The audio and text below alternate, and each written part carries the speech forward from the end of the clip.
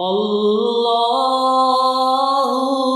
اللہ اللہ۔ تنتاوی، تم بھی قرآن کو بے مثل اور لاریب کتاب سمجھتے ہو اور فصاحت و بلاغت میں سب سے اعلیٰ سمجھتے ہو، تمہارا بھی یہی خیال ہے؟ میں نے کہا یوم نقول لجہنم هل امتلأت وتقول هل من مزید۔ سید طلعت شاہ بخاری فرماتے ہیں 1930 میں ہندوستان کی ڈم ڈم جیل میں تھا، جیل والوں نے رات کو سزا کے طور پر مجھے چکی پہ بٹھا دیا، دانے پیسنے کے لیے دے دیے۔ شاہ جی فرماتے ہیں ادھر سے میں نے چکی پیسنا شروع کر دی، ادھر سے میں نے سورہ یوسف کی تلاوت کرنا شروع کر دی۔ عرب کے ایک عالم گزرے ہیں، میں علماء سے عرض کر رہا ہوں، یہ شاید آپ نہ سمجھیں۔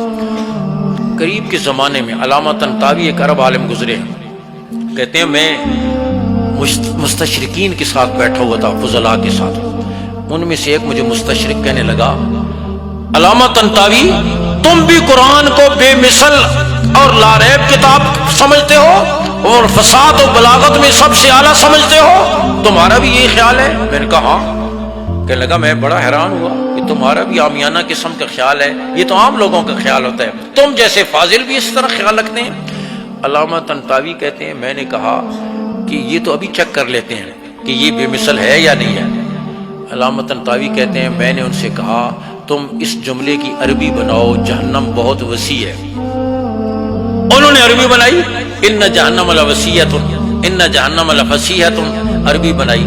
میں نے کہا بس تم اس سے بہتر نہیں بنا سکتے؟ کہا نہیں ہم اس سے بہتر نہیں بنا سکتے۔ جہنم کی وسعت کو بیان کرنے کے لیے ان جہنم لوسیعۃ لفسیحۃ، اس سے بہتر ہم عربی نہیں بنا سکتے۔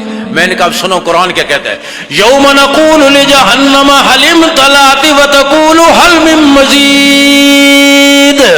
آپ نہیں سمجھتے نا، علماء سمجھتے ہیں، وہ عربی کے ادب سے واقف تھے۔ کہا اچھل پڑے، کہا دیکھو قرآن وسعت کو بیان کر رہا ہے، اس دن ہم جہنم سے کہیں گے کیا تو بھر گئی، وتقول هل من مزید، وہ کہے گی بڑی گنجائش ہے۔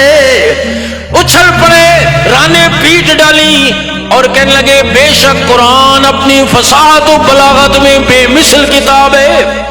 کافر سنتا ہے دل پسیج جاتا ہے، مسلمان پڑھے گا سنے گا دل میں بہار نہیں آئے گی۔ امیر شریعت سید طلعت شاہ بخاری فرماتے ہیں 1930 میں ہندوستان کی ڈم ڈم جیل میں تھا، جیل والوں نے رات کو سزا کے طور پر مجھے چکی پہ بٹھا دیا، دانے پیسنے کے لیے دے دیے۔ شاہ جی فرماتے ہیں ادھر سے میں نے چکی پیسنا شروع کر دی، ادھر سے میں نے سورہ یوسف کی تلاوت کرنا شروع کر دی۔ شاہ جی فرماتے ہیں چکی پیستا چلا گیا، تلاوت کرتا چلا گیا، یہاں تک کہ پون گھنٹہ گزر گیا۔ پون گھنٹے کے بعد میری پیٹھ پر کسی نے اور کہنے لگے میں نے ادھر سے سورہ یوسف پڑھنا شروع کر دی، ادھر سے چکی پیسنے شروع کر دی۔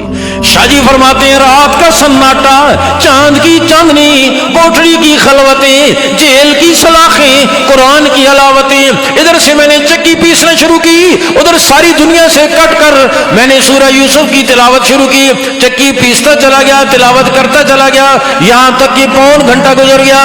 پون گھنٹے کے بعد میری پیٹھ پر کسی نے ہاتھ رکھا، میں نے پلٹ کے دیکھا، جیل کے انگریز سپریڈنٹ کھڑا ہوا، سالوں کا تار ہو رہا ہے اور کہتا ہے طلعت شاہ بخاری تجھے تیرے نبی کا واسطہ بس کر، ایک آیت بھی اور پڑھی میرا کلیجہ پھٹ جائے گا۔ پون گھنٹے سے کھڑا میں رو رہا ہوں، اب میرے اندر رونے کی سکت بھی نہیں ہے، میں تجھے تیرے نبی کا واسطہ دیتا ہوں، بس کر ایک آیت بھی اور پڑھی میرا کلیجہ پھٹ جائے گا۔ دوستو کافر سنے دل پسیج جائے، کفر کافور ہو جائے، اندھیرے چھٹ جائیں، زنگ اتر جائے، خزاں بہار میں تبدیل ہو جائے، مسلمان پڑھے گا سنے گا دل میں بہار نہیں آئے گی۔ نیت کرو کہ انشاءاللہ ہم روز قرآن پڑھیں گے، ہمارے گھر میں قرآن روز کھلے گا، اپنا تعلق بھی قرآن کے ساتھ جوڑیں گے، اپنی اولادوں کا تعلق بھی قرآن کے ساتھ جوڑیں گے، بیٹوں کا بیٹیوں کا تعلق، اور جو قرآن پڑھانے والے ہیں، جو قرآن پڑھانے والے ہیں ان کے ساتھ تعلق جوڑیں گے۔